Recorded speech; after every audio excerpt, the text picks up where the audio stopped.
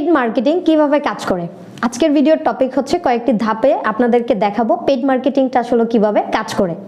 প্রথমত হচ্ছে আপনার বিজনেসের ক্যাটাগরির ওপর ডিপেন্ড করে সার্ভিস অথবা প্রোডাক্ট যাই থাকুক না কেন আপনাকে সিলেক্ট করতে হবে আপনার টার্গেটেড অডিয়েন্স কারা।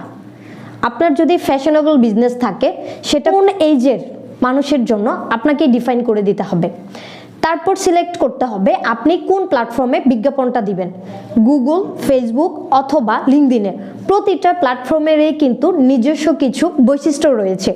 যেমন ফেসবুকে আপনি আপনার অডিয়েন্সটাকে সেভ করে রাখতে পারেন, গুগলে আপনার কিওয়ার্ড ধরে কিন্তু বিজ্ঞাপন দিতে পারবেন, সেম অ্যাজ ওয়েল ভাবে লিঙ্কডইনেও কিন্তু আপনি টার্গেটেড অডিয়েন্স ধরে কাজ করতে পারবেন।